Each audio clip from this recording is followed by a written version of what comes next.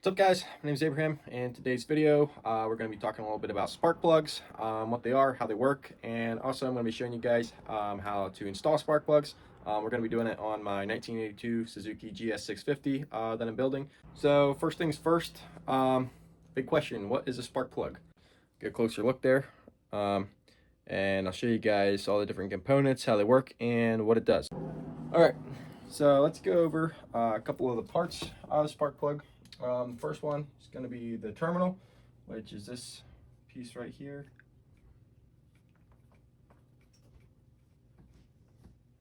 Okay, and as you can see on the plug, that's this piece on the top right here. That's where your spark plug boot is going to plug onto. So the next part is going to be the insulator, and that's this part here. It might be spelled right. That's actually this white part here on the spark plug. That's porcelain, so it's a non-conductive material, so electricity is not able to flow through that. So the terminal actually is right here, and then it actually goes the whole way down through the porcelain, and that leads us to the next part of our spark plug, which is the resistor. You can't actually see the resistor because it's inside of the porcelain, connecting this point here on the terminal and this very small shiny metal piece right in there, right in the middle there. You can see a little bit of the white, the porcelain there, and then you can see the small metal sticking out. That's connected to this, and then the resistor is in between those inside of the porcelain. So just say resistor. What the resistor does is actually control how hot the spark would be, or how basically how much electricity is flowing through the spark plug. The next part, I don't really have it drawn in here, but it's actually the seal or crush washer. I'll show you what that looks like on the plug. So on an engine, you need a couple things to run, air, fuel, and compression. This washer right here is actually what is going to hold some of the compression in when you put the spark plug in. It's not going to allow air to pass through there. So if you look closely here, you can see this little ring here. That's when you, I'll show you guys this later when we install the spark plugs, but when you install this plug, this actually crushes tightly up against the head of the cylinder. And that is supposed to create a better seal so that no air can leak past these threads and get out of the cylinder, because if you lose compression, then you're not going to have as much power in your motor. So that's what that does. Then you have your threads. That's pretty, I think everyone knows what threads are. That part, and then also you have part of your insulator down here. Again, not sure if that's spelled correctly, but it doesn't matter. You guys know what it is. And then this part, this little part here, the metal part that I was showing you guys on the plug. I guess that's part of the terminal. I'm not sure. I don't think it's referred to as the terminal, but it's connected to this piece up here. So I'm just going to draw a little line down there, and here. And like I said, that's inside the porcelain. This is the part that actually receives the electric shock from your ignition coil. And then this guy here,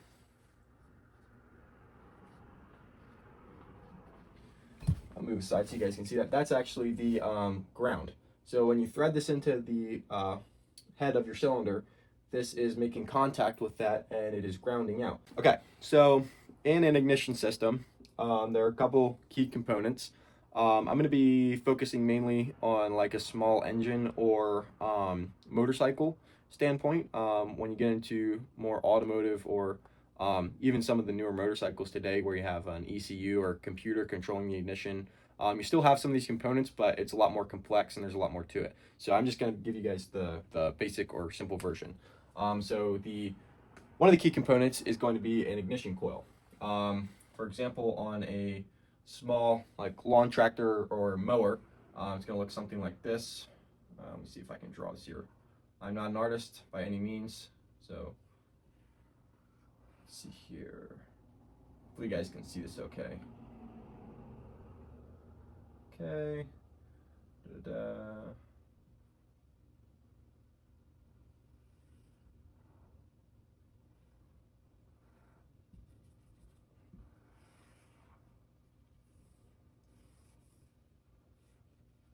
Okay, so we're gonna label this as our ignition coil. I won't get into how ignition coils work. Maybe I'll make a video about that someday. But for now, we're talking about spark plugs. Okay, so this is going to be our ignition coil. This is what is going to create the electricity, which will create a spark. Obviously, it's in the name. That's what a spark plug does. It creates a spark. So this is going to be the component. There's a lot more to it, but for now, we're just going to say this is the part that's going to be charging and sending the electricity to our spark plug, and it does that through this wire here, which is also known as a spark plug lead. And then there's this is my spark plug boot. Doesn't look like one in real life, but that's what it's going to be for now. And this kind of plugs over top of our spark plug. So it has a little cap and a rubber boot that goes over top, and then it plugs right onto that little end there to create a connection that the electricity can flow through. Okay, so here is how a spark plug works. So this ignition coil, okay, it's going to create at a certain point in time, and that's all controlled by the timing of the engine and all that stuff. That's for another video. But it creates a very high voltage current, which will flow through the spark plug lead, which will reach this top spark plug terminal, which again is that point there, and that's going to flow through the inside of the spark plug terminal through the porcelain, like which I said is a non-conducting material. So if you notice, the outside of this is all metal. This porcelain goes the whole way through there, and the electric voltage is not able to reach this point yet because it's enclosed by that porcelain protector there. So that current goes the whole way down through here, and then remember we have the resistor in there, which is going to knock off some of that voltage to get it to a specific point. And depending on what kind of engine you have, it's going to need a different amount of voltage, which is going to create either a hotter spark or a lesser spark, depending on the application. For example, a race car is going to need a hotter spark. It's burning a lot more fuel. There's a lot more high performance components. It's going to need something that will be able to ignite a larger amount of fuel. It's going to need a hotter spark. So on a lawnmower, you've got a small amount of fuel that needs combusted. It's really not, a performance by any means, so you don't really need that hot of a spark. It's going to have a larger resistor in there to knock more of that voltage off as the voltage travels through to get to this bottom point here. So once it reaches this bottom point, the voltage is always looking to get to a ground. So it's always looking to find some piece of metal to go into, which would be this. This right here is our ground. So like I said, once these threads are threaded into the cylinder head of the motor, this is all connected, as you can see on the bottom here. This is our ground right there, and that's connected to thread. So once that's threaded into there, all of this is our ground, and then the voltage is going to look to disperse itself into the cylinder head of the motor, and it's going to do that by actually jumping that gap right there, because this is our closest contact, and the voltage is strong enough that it is able to actually jump that small gap there. And what that actually does is it will create a small spark in between these two contact points, which in turn will ignite the compressed fuel and air mixture. And that's pretty much how a spark plug works. The voltage travels through it, reaches this point, it can't go anywhere else. This is the closest point for it to go. It jumps that point. And okay, so let's talk about why a spark plug is such an important part of a motor, and why if you have a spark plug that's failing, you won't have a running motor. So how an engine works is basically, well, I don't want to get too into depth, that's another video as well. But basically how an engine works is it sucks air and fuel. Gasoline specifically is the motor that we use as a spark plug. It will suck air and fuel into the motor through the intake. The piston moves up in the cylinder, which compresses that air and fuel. It gets really compressed, and as the fuel and air compresses, it actually heats up a little bit. And when it's compressed, it's actually a lot more combustible. So as the cylinder moves up, the piston moves up inside of the cylinder, it compresses that fuel and air, and it gets very tight. And then as soon as the piston reaches the top the spark plug's here. Through the timing of the motor, it will send the voltage through the spark plug. It'll jump that gap. It'll create a spark, and then that actually ignites the fuel and air inside of the cylinder, and that will push the piston back down, which will rotate the motor. So that's basically how it works. So if you have a spark plug that has broken porcelain on it, and it's actually grounding out, you're not going to be having the spark right there, because the voltage is going to travel through this part and disperse right into the motor. If that spark plug isn't sparking when the fuel and air reach the top, it's not going to ignite the fuel, which will create the explosion, which will push the piston back down. So you're going to have no downward force on the piston, which will turn the motor. So your motor it just won't run. So that's why a spark plug is such an important part. So if you ever have a spark plug that this porcelain is cracked or it looks damaged in any way, that is a sure sign that your spark plug is going to need replaced. Another common failure that will happen with spark plugs, I shouldn't say failure, it will happen with a motor that's not running correctly, but a lot of times you actually get, I'll show you guys on here so you can see better, you'll get what's called carbon buildup. Now carbon is fuel that hasn't been burnt all the way. So if you have a motor that's receiving too much fuel or is not igniting the fuel correctly, it leaves fuel residue behind, and when that burns, it creates a black, dusty, and sticky residue. So what will happen is, if this ground is covered in that black, sticky, dusty stuff, and then your terminal here is also covered in that, the electricity isn't able to properly flow through these parts. So it's actually covering this electric part and this electric part, and the spark isn't actually able to jump and get through that. So the spark just has nowhere to go. It's not able to get to the ground, and therefore it doesn't jump through there and create the spark. So that's another thing that you want to look out for, is if you have a spark plug where inside of there you have a lot of black, sticky, nasty buildup. That will prevent the spark from jumping, or the voltage from jumping and creating that spark. Now some people, if they're in a pinch, they'll take a little bit of sandpaper and clean up the contacts in between those two. You can do that, but spark plugs are cheap enough and easy enough. You can really just replace them if you run into that. Okay, so now I'm going to be showing you guys how to gap a spark plug. This is our spark plug gapping tool. Here's our plug. So this is how it works. You have a little lip right there, and as you roll around the tool, it gets thicker. So it's basically a measuring tool. It's going to show us how to, or basically how far the gap is in between our terminal and the grounding point is. So basically you just stick your plug on the gap, and then you twist it around until you reach the point where it won't go any further. And it looks like ours is stopping right around 25 thousandths of an inch. So the proper gap for this plug is actually 28 thousandths. So what we're going to do is we're actually going to force this till we get it to roughly 28 thousandths, and I'm going to repeat this process on 4 plugs.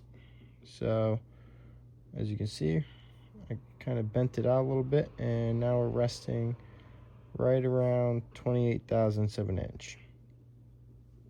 Okay, so now we're actually out here with the bike, and I'm going to show you guys how to remove the old spark plugs and replace them with new ones. So this is our spark plug boot. This is our spark plug lead or spark plug wire. So you're going to just want to gently grip the boot there, and then just pull upwards on it away from the plug and twist it, and it'll pop right off. So then using either a regular deep well socket or a specialized spark plug socket, you're just going to loosen the spark plug. And usually after you get it broken loose, they're pretty easy just to thread out by hand. We're just going to thread that out. I did already have these spark plugs out before, so if you're replacing your plugs for the first time or at a maintenance interval or whatever, they might be a little trickier coming out than that, but I did already have these plugs out when I was getting the motorcycle running. So they did come out pretty easy for me. So now we're going to take a new plug and we're just going to thread it in. Now when you're threading these new plugs in to whatever you're putting them in, you're going to want to make sure that you're lining up your spark plug at the correct angle of the way that it came out. If you don't line it up and you put it in at the wrong angle, you're actually going to cross thread your cylinder head or the spark plug, which is definitely not good. If you cross thread your cylinder head by putting the spark plug in at the incorrect angle, you're pretty much toast. Either A, you're going to have to use a Healy coil, which will basically be repairing the threads inside the cylinder head, which is pretty sketchy if you drop a lot of metal shavings down into your cylinder, and also it's more difficult of a repair, especially for a beginner who's trying to do this kind of thing. So make sure at all costs that you're threading your spark plug in straight instead of at an angle or sideways. You want to make it straight with the way that the threads are going. So you just want to thread that in by hand. Then you'll see when it gets to a tight spot. And there are specific torque specifications for whatever you're putting your spark plug into. What I like to do is just do it by feel. You can feel when the spark plug will get to a point where it tightens up, so right about there. And then you don't want to screw it past that, because you can actually damage the threads and run into the same problem that you would if you would put it in an angle. So definitely you don't want to damage the threads, and then you can just take the spark plug boot and gently wiggle it and push it back on and press it on until it doesn't go anymore. And that's how you replace the spark plug. So now we're gonna repeat that step 3 other times on the 3 other cylinders.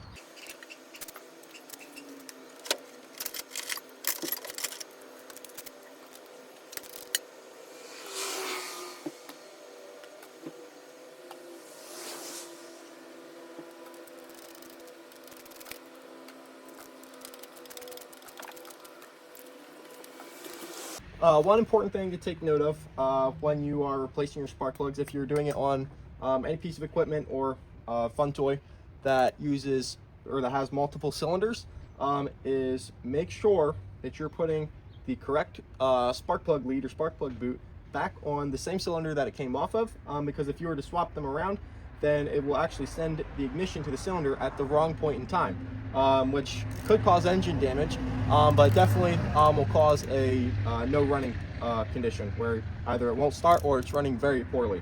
So just take note of that. What I like to do is remove the boot, remove the spark plug, replace the spark plug, replace the boot. So that way I'm not having multiple spark plug leads off at the same time, and that way I don't get them mixed up.